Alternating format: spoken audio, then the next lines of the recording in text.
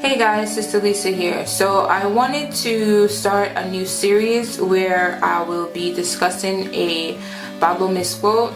It will be a 5-part series, and it's just, I decided to do this because I have heard a lot of quotes that seem like they're biblical over the years, and turns out that they are not. So in this series, I will just be tackling the 5 that I have heard the most, I guess, throughout my life, and I will be discussing where it could possibly have originated from, maybe, and I will be trying to find a quote from the actual Bible that maybe it identifies with.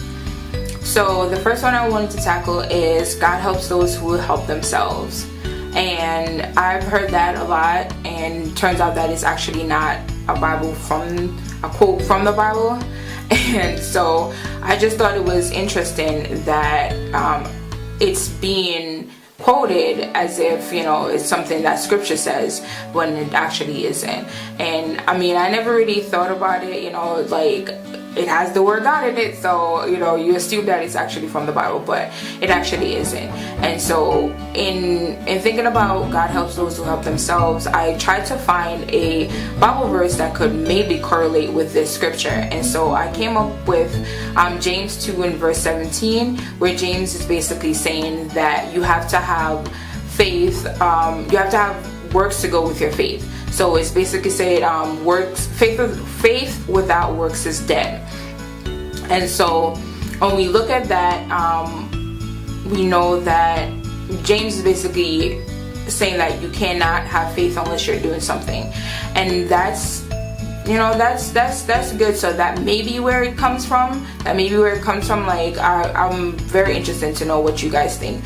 So, you know, as always, you can leave a comment. Let me know if you guys have any thoughts. Have you heard of this Bible quote before, or a Bible misquote, I should say? And so it's just interesting that it would be something that's been so widely spread, and it's actually not a Bible verse. So when I actually looked at the misquote, God helps those who help themselves, I thought about, you know, when you have like those devotionals or Bible study topics, it kind of reminds me of one of those, and I'm wondering if that's how it started out. And I would really love to know if anyone has a clue of how this misquote started. So let me know, you know, leave a comment if you guys have any Bible verses that you've heard of that you're not sure. I would love to discuss it. I am so psyched about this new series, and I really hope that you guys like it. So come explore with me, you know.